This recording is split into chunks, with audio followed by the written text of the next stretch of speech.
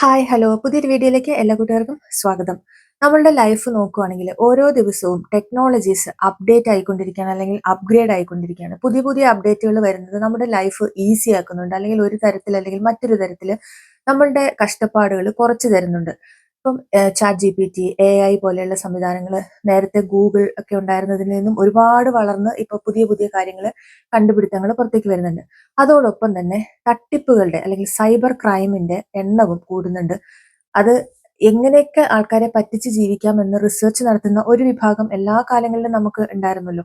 പണ്ടൊക്കെ നാട്ടിലിറങ്ങി അല്ലെങ്കിൽ വീടുകളിൽ കയറി മോഷണം നടത്തിയിരുന്നവര് ഇപ്പോ ടെക്നോളജി ഉപയോഗിച്ചിട്ടാണ് മോഷണം നടത്തുന്നത്. എനിക്ക് എന്താണെന്നറിയില്ല, ഈ തട്ടിപ്പ് വാർത്തകൾ എവിടെ കണ്ടാലും അതിനെ പറ്റിയിട്ടൊന്ന് രണ്ടു വാക്ക് സംസാരിക്കണമെന്ന് തോന്നാറുണ്ട്. അത് എപ്പോഴും അങ്ങനെ തന്നെയാണ് കേട്ടോ. അപ്പൊ നമുക്ക് ഇന്നത്തെ വിഷയം എന്താണെന്ന് നോക്കാം. അപ്പൊ ഞാൻ ഇന്ന് ഒരു വീഡിയോ കാണാനായിട്ട് ഇടയായി. മറ്റാരുടെയല്ല, നമ്മുടെ അമൃത സുരേഷ്, അഭിരാമി സുരേഷ്, ഇവരെ അറിയാത്തവരായിട്ട് ആരും ഉണ്ടാവില്ലല്ലോ.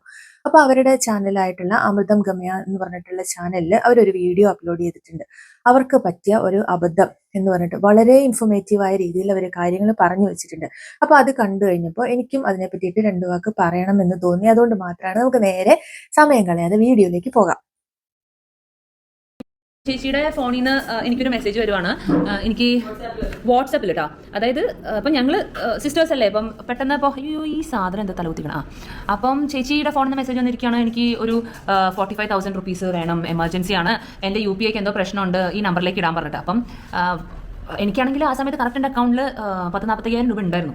അങ്ങനെ ഇരിക്കുന്ന സമയത്താണ് എനിക്ക് മെസ്സേജ് തരാം. അപ്പോൾ ഞാൻ ഒന്നാമത് സ്റ്റുഡിയോയിലാണ്. എന്നിട്ട് ചേച്ചി പറഞ്ഞു ഒരു മണിക്കൂറിൽ ഇട്ട് തരാമെന്ന്. അപ്പോൾ ചേച്ചി ഞങ്ങൾ സിസ്റ്റേഴ്സിൻ്റെ ഇടയിൽ ഇങ്ങനെ ഞാനും അബിയാണെങ്കിലും ഇപ്പോൾ ചേച്ചിയാണെങ്കിലും ഒക്കെ നമ്മൾ എന്താ പറയുക, എമർജൻസി ആയിട്ട് വല്ല കടയിൽ നിൽക്കുന്ന സമയത്ത് എന്തെങ്കിലും ഒരു പൈസ ഇടുക, ഞാൻ ഇപ്പം തന്നെ ഇടാന്ന് പറഞ്ഞാൽ അപ്പം തന്നെ ഇടുകയും ചെയ്യും. അപ്പോൾ ഞാൻ ചേച്ചിയുടെ അടുത്ത് പറഞ്ഞു, ചേച്ചി ഞാൻ മെസ്സേജ് അയച്ചു, ചേച്ചി എനിക്ക് ഇന്ന് EMI കട്ടുള്ളതാണ് കേട്ടോ എന്ന് പറഞ്ഞ്. അപ്പോൾ ഇറ്റ്സ് ഓക്കെ, ഞാൻ 1 അവറിൽ വേഗം തന്നെ അയക്കാമെന്ന് പറഞ്ഞിട്ട് അപ്പോൾ ഞാൻ സ്റ്റുഡിയോയിലായതുകൊണ്ട് ഫോൺ വിളിച്ച് ചോദിക്കാനും പിടിക്കാനൊന്നും നിന്നില്ല.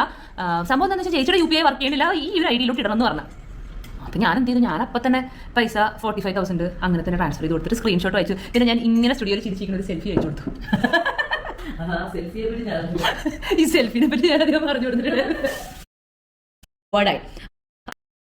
എന്ന് വെച്ച് കഴിഞ്ഞാൽ ബിന്ദു ചേച്ചി എന്തോ ഒരു കൊറിയർ ബുക്ക് ചെയ്തിട്ടുണ്ടായിരുന്നു, കൊറിയർ വരാനുണ്ടായിരുന്നു, എന്തോ ഒരു ഹോം ഡെലിവറി സാധനം വരാനുണ്ടായിരുന്നു. അപ്പോൾ ചേച്ചി വർക്ക് ചെയ്യുന്നതിൻ്റെ മുറ്റത്ത് കൊണ്ടേ സാധാരണ കൊടുക്കാറില്ല. അപ്പോൾ കുറച്ച് അപ്പുറത്തോട്ട് നിന്നിട്ട് സാധാരണ ഡെലിവറി ബോയ് വിളിച്ചിട്ട് കിട്ടുക, ഈ ലൊക്കേഷൻ വന്നിട്ട് കിട്ടില്ല എന്ന് പറഞ്ഞിട്ട് മാർക്കൊണ്ട് കൊടുക്കുകയാണ് ചെയ്യാറ്. അപ്പോൾ she was already expecting A parcel. അപ്പോൾ അതിന്റെ കോളാന്ന് വിചാരിച്ചിട്ട് പുള്ളി ഫോൺ എടുത്തിട്ട് ഇന്ന നമ്പറിലേക്ക് ഒന്ന് തിരിച്ച് വിളിക്കാമോ, എന്നിട്ട് കറക്റ്റ് അഡ്രസ് ഒന്ന് പറഞ്ഞു കൊടുക്കാമോ എന്ന് ചോദിച്ചു. അല്ല ലൊക്കേഷൻ അയച്ചു തരാൻ അല്ല തിരിച്ച് വിളിക്കാനാണ് പറഞ്ഞത്. ഡെലിവറി ബോയ് അവിടെ എത്തിയിട്ട് വിളിച്ചിട്ട് കിട്ടുന്നില്ല, പിന്നെ അതൊക്കെ തിരിച്ചു വിളിക്കാൻ പറഞ്ഞു. പക്ഷേ വിൻചേച്ചി ശ്രദ്ധിച്ചൊരു കാര്യം ഉണ്ടായിരുന്നു, നമ്പറിന്റെ അടുത്തൊരു സ്റ്റാർ ഉണ്ടായിരുന്നു, മറ്റേ ആഷ് സ്റ്റാർ ഒക്കെ ഇല്ലേ, അതുപോലെ സ്റ്റാർ ആണ്. പക്ഷേ ആ സമയത്ത് എന്തോ വർക്കിനുള്ള ആയതുകൊണ്ട് പുള്ളിക്കാരി അത് ശ്രദ്ധിച്ചില്ല. കാരണം ഷീ വാസ് ഓൾറെഡി എക്സ്പെക്ടിങ് അങ്ങനെ നടക്കുന്ന ഒരു സംഭവമായിരുന്നു. പക്ഷേ അങ്ങനെ ഡെലിവറി ബോയ് അങ്ങോട്ട് വിളിച്ചിട്ട് ലൊക്കേഷൻ ഇട്ട് കൊടുക്കണം നടക്കാറുണ്ടായിരുന്നു. അപ്പോൾ അങ്ങനെ ഇവിടെ ചെയ്തപ്പോഴത്തേക്കും ആ നമ്പർ കോൾ ഫോർവേഡ് ആയി. അപ്പോൾ ആ നമ്പർ കോൾ ഫോർവേഡ് ആയപ്പോൾ നമ്മൾ വേറൊരു ഫോണിൽ വാട്സാപ്പ് ഓപ്പൺ ചെയ്തിട്ട് മറ്റേ പേഡ് ഫോൺ പോലെ ആഡ് ചെയ്യാൻ നോക്കാൻ പറ്റുമല്ലോ. അപ്പോൾ അങ്ങനെ ആഡ് ചെയ്യുമ്പോൾ ഒത്തന്റിക്കേഷൻ കോൾ ത്രൂ ചെയ്യാൻ പറ്റും. അപ്പോൾ കോൾ ഫോർവേഡ് ഇത്ര ഡീറ്റെയിൽ ഒന്നും എനിക്കറിയാം. ഇതാണ് ഇത് ആക്ച്വലി സ്കാമിനെ പറ്റി പറയാൻ വേണ്ടിയിട്ടായിരുന്നു ഞാൻ. നീ അതിന്റെ നടക്കുന്ന സംഭവം, അതിന്റെ വിക്ടിം, ഞാൻ അതിനെ പറ്റി പഠിച്ച ആൾ, ചേച്ചി മറ്റേ ആൾ. അപ്പോൾ ഇതിന്റെ പുറകെ നടക്കണമെന്ന് വെച്ചാൽ നമ്മളിപ്പോൾ ഇന്ന നമ്പറിലേക്ക് വിളിക്കുമ്പോൾ ഈ സ്റ്റാർ എന്തോ ചെയ്യുമ്പോൾ നമ്മുടെ ഫോണിൽ ഓട്ടോമാറ്റിക്കലി സെറ്റിംഗ്സ് മാറി കോൾ ഫോർവേഡ് ആവും. അപ്പോൾ നമ്മളൊരു പേ ഡിവൈസ് പോലെ വേറെ ഫോൺ എടുക്കാൻ നേരം നമ്മൾ OTP ഒത്തന്റിക്കേഷൻ വരുമല്ലോ, അത് ഞാൻ പറഞ്ഞു. ആ ഒത്തന്റിക്കേഷന് വേണ്ടിയിട്ട് എന്താ പറയാ, ഒന്നല്ലെങ്കിൽ മെസ്സേജ് എന്നുള്ളവരും അല്ലെങ്കിൽ കോൾ അപ്പോൾ കോൾ കൊടുക്കുമ്പോൾ അവർക്ക് ഇതാവും ഒരു പേരാവും. ഇതാണ് സംഭവിച്ചത്. പോയത് ആർക്കാ? പോയത് ചേച്ചിക്ക്, എനിക്ക്. ഇത്ര വലിയൊരു കാര്യത്തിന് എന്നിട്ട് എനിക്കൊരു സംഭവം പറ്റി എന്ന് പറഞ്ഞ അപ്പൊ തന്നെ ഞാൻ ഇവിടെ സ്റ്റേഷനിലും ഒക്കെ ഞാൻ വിളിച്ചു പറഞ്ഞു. അപ്പം ബേസിക്കലി ഇതിന് നമുക്ക് ക്രിമിനൽസ് ചെയ്യുന്നത് എന്താണെന്ന് വെച്ചാൽ ഇമ്മീഡിയറ്റ്ലി, കാരണം അവർക്കറിയാം നമ്മൾ 190 അതിലേക്ക് വിളിക്കുന്നറിയാം, അക്കൗണ്ട് ഫ്രീസ് ആവുന്നറിയാം. അപ്പോൾ ഇമ്മീഡിയറ്റ്ലി തന്നെ അവർ ATM പൈസ വിഡ്രോ ചെയ്യും. അതുകൊണ്ട് ഞാൻ പോലീസിനെ വിളിച്ച് പറഞ്ഞു, അവരുടെ അക്കൗണ്ട് ഫ്രീസ് ചെയ്തപ്പോൾ ആകെ അതിനകത്ത് 124 രൂപയായിരുന്നു പറഞ്ഞു. അപ്പോൾ ഈ വീഡിയോ കണ്ടപ്പോൾ നിങ്ങൾക്ക് ഏകദേശം കാര്യങ്ങൾ മനസ്സിലായിട്ടുണ്ടാവുമല്ലോ. അതായത് അമൃതയുടെ നിന്ന് ഒരു 45,000 ഈ സ്കാമേഴ്സ് അടിച്ചു മാറ്റിയിട്ടുണ്ട്. അത് നമ്മൾ തന്നെ കൊടുക്കുന്ന രീതിയിൽ ഒരു നമ്പറിലേക്ക് അല്ലെങ്കിൽ ഒരു പേ IDയിലേക്കാണ് ഫോർവേഡ് ആയിട്ടുണ്ടായിരുന്നത്. അപ്പോൾ ഇവർ ഇതിൽ ഡീറ്റെയിൽ ആയിട്ട് പറയുന്നുണ്ട് എന്താണ് സംഭവിച്ചത്. അതൊന്നും ഞാൻ ഇപ്പോൾ ഇത് റിസൈറ്റ് ചെയ്യുന്നില്ല. നമ്മളുടെ കോണ്ടാക്റ്റ് അല്ലെങ്കിൽ നമ്മളുടെ വാട്സാപ്പ് ഹാക്ക് ആയിട്ടുണ്ടെങ്കിൽ നമ്മൾ മെസ്സേജ് അയക്കുന്ന രീതിയിൽ ഈ ഹാക്ക് ചെയ്തവർക്ക് അപ്പുറത്തുനിന്ന് ആ ഒരു മെസ്സേജ് കിട്ടും.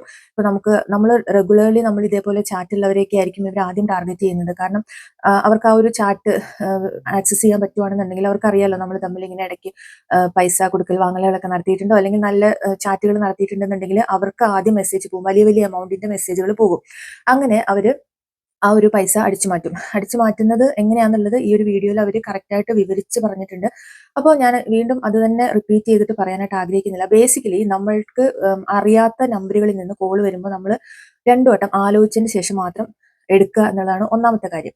രണ്ടാമത്തെ കാര്യം എന്ന് പറയുന്നത് നമുക്ക് ഇതേപോലെ ഈവൻ നമ്മളുടെ ഫാമിലിയുടെ കയ്യിൽ നിന്നാണെങ്കിൽ ഇപ്പം അച്ഛനോ അമ്മയോ ബ്രദറോ സിസ്റ്ററോ ആരോ ആയിക്കോട്ടെ നമുക്ക് ഇതേപോലെ വാട്സാപ്പ് ത്രൂ മെസ്സേജ് ആയിട്ട് പൈസ വേണം അല്ലെങ്കിൽ ഇത്ര എമൗണ്ട് ഇപ്പൊ എനിക്ക് അത്യാവശ്യമാണ് എന്ന് പറഞ്ഞിട്ടുള്ള റിക്വസ്റ്റുകൾ വരുമല്ലോ. അപ്പൊ നമ്മൾ അവരെ വീഡിയോ കോൾ ചെയ്തിട്ട് കൺഫേം ചെയ്യുക അവർ തന്നെയാണ് നമ്മുടെ അടുത്ത് ചോദിച്ചതെന്നുള്ളത്. അല്ലെങ്കിൽ അവരെ ഇൻ പേഴ്സൺ നമുക്ക് മീറ്റ് ചെയ്യാൻ പറ്റുന്നുണ്ടെങ്കിൽ അങ്ങനെ മീറ്റ് ചെയ്യുക. അല്ലെങ്കിൽ ഞാൻ ഇന്ന രീതിയിൽ ഇപ്പോൾ പൈസ തരാം അല്ലെങ്കിൽ ഇവർ പറയുന്ന രീതിയിൽ ഒരു തരത്തിലും ഒരു കാരണവശാലും അയച്ചു കൊടുക്കരുത്. ഒന്നുകിൽ അവരെ വീഡിയോ കോളിൽ കണക്ട് ചെയ്തിട്ട് നേരിട്ട് കണ്ടിട്ട് സംസാരിക്കുക, അവർ തന്നെയാണ് നമ്മളുടെ നിന്ന് പൈസ വാങ്ങണേന്നുള്ളത് അല്ലെങ്കിൽ അവർ തന്നെയാണ് ഈ ഒരു മെസ്സേജ് അയച്ചിട്ടുള്ളത് എന്നുള്ളത്. അപ്പോൾ ചിലപ്പോൾ ഇതൊരു അർജന്റ് കേസിൽ അല്ലെങ്കിൽ ജെന്യൂൻ ആയിട്ടുള്ള കേസുകൾ പോലും ഈ രീതിയിലുള്ള പറ്റിക്കലുകൾ നടക്കുന്നതുകൊണ്ട് സംശയത്തിനുള്ള ഇടവരുത്താം. പക്ഷെ അവർക്ക് നമുക്ക് കാര്യം പറഞ്ഞിട്ടുണ്ടെങ്കിൽ മനസ്സിലാവുക തന്നെ ചെയ്യും. ഇപ്പൊ നമുക്ക് വീഡിയോ കോൾ ചെയ്യാൻ പറ്റാത്തൊരവസ്ഥയാണെന്നുണ്ടെങ്കിൽ നമുക്ക് അവരെ നോർമൽ കോൾ വിളിച്ചിട്ട് അവരുടെ അടുത്ത് സംസാരിക്കാം. പക്ഷെ ഇപ്പോഴും ഈ AI ഒക്കെ ഉപയോഗിച്ചിട്ട് അല്ലെങ്കിൽ വോയിസ് ഒക്കെ മാറ്റാനുള്ള സംവിധാനങ്ങളൊക്കെ ഇപ്പോൾ ഉണ്ടല്ലോ. അപ്പൊ അതുകൊണ്ട് തന്നെ നമ്മളുടെ വോയിസ് അതേപോലെ ക്രിയേറ്റ് ചെയ്തിട്ടൊക്കെ ഇവർക്ക് മെസ്സേജുകൾ അയക്കാനുള്ള വോയിസ് മെസ്സേജുകൾ അയക്കാനുള്ള സംവിധാനമുണ്ട്, അല്ലെങ്കിൽ കോൾ അറ്റൻഡ് ചെയ്യാനുള്ള സംവിധാനമൊക്കെ ഉണ്ട്. അപ്പം ബെറ്റർ നമ്മൾ വേറെ ഏതെങ്കിലും രീതിയിൽ കൺഫേം ചെയ്യുക ഈ ഒരു വ്യക്തിക്ക് തന്നെയാണ് നമ്മൾ ഈ ക്യാഷ് അയച്ചു കൊടുക്കുന്നത് എന്നുള്ളത് ഉറപ്പ് വരുത്തിയതിന് ശേഷം മാത്രം ചെയ്യുക. ഇപ്പോൾ ഏതൊരു ആപ്പ് ആയിക്കോട്ടെ എല്ലാം നമ്മുടെ ഹാക്ക് ചെയ്യപ്പെടാനുള്ള ചാൻസ് ഉണ്ട്. ഇപ്പോൾ കഴിഞ്ഞ ദിവസം എൻ്റെ ഫ്രണ്ടിന്റെ ഇൻസ്റ്റ ഹാക്ക് ആയിട്ടുണ്ടായിരുന്നു. അപ്പം ആള് ഞങ്ങൾക്ക് എല്ലാവർക്കും വാട്സാപ്പിൽ സ്റ്റാറ്റസ് ഇട്ടിട്ട് പറഞ്ഞു എൻ്റെ ഇൻസ്റ്റയിൽ അല്ലെങ്കിൽ ഫേസ്ബുക്കിൽ നിന്ന് ഇതുപോലെ മണി റിക്വസ്റ്റ് വന്നിട്ടുണ്ടെങ്കിൽ പ്ലീസ് ഡോണ്ട് റെസ്പോണ്ട്, അത് ഹാക്ക് ആയിട്ടുണ്ടെന്ന്. അപ്പം നമ്മളുടെ ഹാക്കായി എന്നുള്ള കാര്യം അറിഞ്ഞു കഴിയുമ്പോൾ തന്നെ നമ്മൾ നമ്മളുടെ ഇമ്മീഡിയറ്റ് കോൺടാക്ട്സിനെ അറ്റ്ലീസ്റ്റ് ഇമ്മീഡിയറ്റ് കോൺടാക്ട്സിനെ എന്തായാലും അറിയിക്കുക. ഇപ്പൊ ഇവിടെ ഈ ഒരു ഇവരുടെ സിസ്റ്റർ ചെയ്തിരിക്കുന്നതെന്ന് പറഞ്ഞിട്ടുണ്ടെങ്കിൽ ഇവരെ അറിയിച്ചിട്ടുണ്ടായിരുന്നില്ല, ഇവരെ അറിഞ്ഞിട്ടുണ്ടായിരുന്നില്ല ഇതിങ്ങനെ ഹാക്ക് ആക്കപ്പെട്ടിട്ടുണ്ട് എന്നുള്ളത്. അപ്പൊ അങ്ങനെയാണ് ഇവര് ഭയങ്കര കൂളായിട്ടാണ് ഇരുന്ന് സംസാരിക്കുന്നത്. പക്ഷെ സാധാരണക്കാരായ ഒരാളുടെ കയ്യിൽ നിന്ന് ഒരു 10 രൂപ പോയി കഴിഞ്ഞാൽ പോലും നമുക്കത് സഹിക്കാൻ പറ്റില്ല അല്ലെ. ഇവര് 45,000 പോയിട്ടും ഇപ്പോഴല്ലെങ്കിൽ നാളെ തിരിച്ചു കിട്ടും എന്നുള്ളൊരു പ്രതീക്ഷയിലാണ് ഇരിക്കുന്നത്. അപ്പോൾ അതുകൊണ്ട് ഇത് ഭയങ്കര ഒരു വലിയ ഇഷ്യൂ ആണെന്ന് എനിക്ക് തോന്നിയിട്ടാണ്. ഇവർ ഭയങ്കര കൂളായിട്ടാട്ടോ ഇവിടെ സംസാരിച്ച് വെക്കുന്നത്. എനിക്കിത് കേട്ടിട്ട് നമുക്കൊന്നും അങ്ങനെ കൂളായിട്ടിരിക്കാൻ പറ്റുമെന്ന് എനിക്ക് അറിയില്ല. പക്ഷെ ഇവര് ഭയങ്കര എന്താ പറയാ കൂളായിട്ട് ഇരുന്നിട്ടാണ്. പക്ഷെ ഉള്ളിന്റെ ഉള്ളിലെ ആ ഒരു വേദന എന്താന്നുള്ളത്, കാരണം നമ്മൾ കഷ്ടപ്പെട്ട് അധ്വാനിച്ചുണ്ടാക്കണ പൈസ വല്ല കള്ളന്മാരും എടുത്തിട്ട് പോവാന്ന് പറയുമ്പോഴേ. അതുപോലെ തന്നെ ഈ വീഡിയോയിൽ ഇവർ പറയുന്ന മറ്റൊരു പ്രധാനപ്പെട്ട ഇൻഫർമേഷൻ എന്താണെന്ന് വെച്ച് കഴിഞ്ഞാൽ നമ്മൾ ഈ ഫോൺ കോൾ ചെയ്യുമ്പോൾ അല്ലെങ്കിൽ നോർമൽ വാട്സാപ്പ് കോളിന്റെ കാര്യമല്ല, നോർമൽ കോളുകൾ ചെയ്യുന്ന സമയത്ത് ഗവൺമെന്റിന്റെ സൈഡിൽ നിന്ന് അല്ലെങ്കിൽ മൊബൈൽ കമ്പനികളുടെ സൈഡിൽ നിന്ന് ഒരു മെസ്സേജ് ഉണ്ടാവില്ല. അത് ചിലപ്പോൾ ഒരു 1 മിനിറ്റ് ലെങ്തി ആയിരിക്കും. അപ്പോൾ അങ്ങനെയുള്ള മെസ്സേജിൽ ഇപ്പൊ ഈ ഒരു സ്കാമിനെ പറ്റിയിട്ടുള്ള ഇൻഫർമേഷൻ അതിൽ പറയുന്നുണ്ട്. അപ്പൊ അത് അതൊരു ശല്യമായിട്ട്, അപ്പൊ നമ്മളൊരു പെട്ടെന്ന് ഒരു കോളൊക്കെ ചെയ്യാൻ വേണ്ടിയിട്ട് നോക്കുന്ന സമയത്ത് ആ കോള് കണക്ട് ചെയ്യാനായിട്ട് തന്നെ ഒരു 1 മിനിറ്റ് എടുക്കും, എന്നിട്ടാണ് അത് റിങ് ചെയ്യത്തുള്ളൂ. അപ്പൊ ആ ഒരു മെസ്സേജ് കേൾക്കുന്ന സമയത്ത് നമ്മൾ പലരും അത് ഇഗ്നോർ ചെയ്യാണ് സാധാരണ ചെയ്യാറ്. അതിന്റെ ഇമ്പോർട്ടൻസിനെ പറ്റിയിട്ടും ഇവർ ഈ വീഡിയോയിൽ വ്യക്തമായിട്ട് പറയുന്നുണ്ട്. ആ വീഡിയോയിൽ ഇങ്ങനെ നമുക്ക് അബദ്ധം പറ്റിയിട്ടുണ്ടെന്നുണ്ടെങ്കിൽ 1 അവർ എന്ന് പറയുന്നത്, അതായത് ഇങ്ങനെ നമ്മളുടെ ആർക്കെങ്കിലും അൺനോയിങ്ലി പൈസ അയച്ചു കൊടുത്തു അല്ലെങ്കിൽ അത് നമ്മൾ മനസ്സിലാക്കി അത് നമ്മൾ സ്കാമിൽ പെട്ടു എന്ന് മനസ്സിലാക്കിയിട്ടുണ്ടെങ്കിൽ ആ 1 അവർ എന്ന് പറയുന്നത് വളരെ ക്രൂഷ്യൽ ടൈം പീരീഡ് ആണെന്നാണ് പറയുന്നത്. നമ്മളുടെ അക്കൗണ്ടിൽ നിന്ന് മറ്റൊരാളുടെ അക്കൗണ്ടിലേക്ക് ആ ഒരു എമൗണ്ട് ട്രാൻസ്ഫർ ആവുന്ന ആ ഒരു 1 അവർ പീരീഡിൽ നമുക്ക് ഇത് കംപ്ലൈന്റ് ചെയ്യാൻ പറ്റിയിട്ടുണ്ടെങ്കിൽ അവർക്ക് ആ ഒരു ബാങ്ക് അക്കൗണ്ട് ഫ്രീസ് ചെയ്യാനായിട്ട് സാധിക്കും എന്നാണ് പറയുന്നത്. അപ്പൊ അതുകൊണ്ട് തന്നെ ആ ഒരു കോളിൽ ഇപ്പൊ അതെന്താണ് പറയുന്നത് എന്നുള്ളത് എനിക്ക് കറക്റ്റ് ആയിട്ട് അറിയില്ല. കാരണം ഞാൻ നാട്ടിലുണ്ടായിരുന്ന സമയത്ത് COVID-19 പറ്റിയിട്ടുള്ള ഇൻഫർമേഷൻ ആയിരുന്നു. അത് നമുക്ക് ശല്യമായിട്ട് തോന്നും. പക്ഷെ അത് എന്തെങ്കിലും ഒരു കാര്യമില്ലാതെ നമ്മളുടെ ഗവൺമെന്റ് ഇങ്ങനെയുള്ള മെസ്സേജസ് ഒന്നും ഇത്രയും ആളുകളിലേക്ക് എത്തിക്കാനായിട്ട് ശ്രമിക്കില്ല എന്നുള്ളത് മനസ്സിലാക്കാതെ നമുക്ക് ഇങ്ങനെ ഒരു അബദ്ധം പറ്റണം. അപ്പൊ ഇവിടെ ഇതാണ് പറഞ്ഞിരിക്കുന്നത്. അതിലൊരു നമ്പർ ഉണ്ട്. അപ്പൊ അത് അറിയാവുന്നവർ എൻ്റെ ഈ വീഡിയോ കാണുന്ന ആർക്കെങ്കിലും ആ ഒരു ഇൻഫർമേഷൻ പാസ് ചെയ്യാനായിട്ട് അല്ലെങ്കിൽ കമന്റ് വഴിയായിട്ട് ഇവിടെ ടൈപ്പ് ചെയ്തിടാനായിട്ട് സാധിക്കുകയാണെങ്കിൽ വളരെ ഉപകാരമായിരിക്കും. ആ ഒരു മെസ്സേജ് എല്ലാവരും കേൾക്കുക. നമ്മളത് ശല്യമാണെന്ന് വിചാരിച്ചിട്ട് അത് മ്യൂട്ട് ചെയ്ത് വെക്കുക അല്ലെങ്കിൽ മാറ്റി വെക്കുകയോ ചെയ്യരുത്. ആ ഒരു മെസ്സേജ് കേൾക്കുക, ആ നമ്പർ നമ്മൾ നോട്ട് ഡൗൺ ചെയ്തെടുക്കുക. കാരണം ഈ ഒരു അബദ്ധം ആർക്കും എപ്പോഴും പറ്റാം. ഇത് ഇപ്പൊ ഇവിടെ സംഭവിച്ചിരിക്കുന്നത് ഓൺലൈൻ അവര് ഡെലിവറി വെയിറ്റ് ചെയ്യുന്നുണ്ടായിരുന്നു. അപ്പൊ അവര് വിളിക്കുന്നതായിരിക്കും എന്നുള്ള രീതിയിലാണ് ഈ ഒരു സ്ത്രീ ഫോൺ അറ്റൻഡ് ചെയ്യുന്നതും അവരുടെ കോൾ ഫോർവേഡ് ആയിട്ട് അത് ഹാക്ക് ആവുന്നതും ഇങ്ങനെയൊക്കെ സംഭവിച്ചതും. അപ്പൊ ഇതേപോലെ നമ്മളെല്ലാവരും ഇപ്പൊ ഓൺലൈനിലൊക്കെ സാധനങ്ങൾ വാങ്ങിക്കുന്നതാണല്ലേ. അപ്പൊ നമ്മളുടെ ഡെലിവറി സാധനങ്ങൾ വരുന്ന സമയത്ത് നമ്മളെ കോൺടാക്ട് ചെയ്യാനായിട്ട് ഡെലിവറി ബോയ്സ് നമ്മളെ കോൺടാക്ട് ചെയ്യാം അല്ലെങ്കിൽ നമ്മളെ കോൾ ചെയ്യുക എന്നുള്ളത് സർവ്വസാധാരണമാണ്. അപ്പൊ ഇങ്ങനെ വരുമ്പോൾ ആ നമ്പർ നമ്മൾ നോട്ട് ചെയ്യുക. ആ നമ്പറിൽ എന്തെങ്കിലും പ്രത്യേകത ഉണ്ടോ എന്നുള്ളത് നോക്കുക. ഇപ്പൊ പലരും ഈ കോൾ IDs ഒക്കെ വെക്കുന്നുണ്ട്, അല്ലെങ്കിൽ ട്രൂ കോളർ ഒക്കെ ഉള്ളതുകൊണ്ട് നമുക്ക് സ്പാം ആണെന്നുണ്ടെങ്കിൽ അങ്ങനെ തന്നെ എഴുതി കാണിക്കുന്ന ചില സംവിധാനങ്ങളും ഉണ്ട്. അപ്പൊ നമ്മളത് 100 വട്ടം ആലോചിച്ചതിന് ശേഷം മാത്രം കോൾ അറ്റൻഡ് ചെയ്യുക എന്നുള്ളതാണ് ഒന്നാമത്തെ കാര്യം. അപ്പോൾ നമ്മൾ അതിൻ്റെ അകത്തെ ആ മെസ്സേജ് കണ്ട് അതിലവർ ഗവൺമെൻറ് സൈഡിൽ നിന്ന് പറയുന്ന ഇൻഫർമേഷൻ എന്താണ് എന്നുള്ളത് നന്നായി മനസ്സിലാക്കി ആ ഇൻഫർമേഷൻ അല്ലെങ്കിൽ കംപ്ലൈൻറ്റ് കൊടുക്കേണ്ട ആ ഒരു നമ്പർ ഏതാണെന്നുള്ളത് നമുക്ക് അറിഞ്ഞിരിക്കുക എന്നുള്ളത് വളരെ ഇമ്പോർട്ടൻ്റ് ആണ്.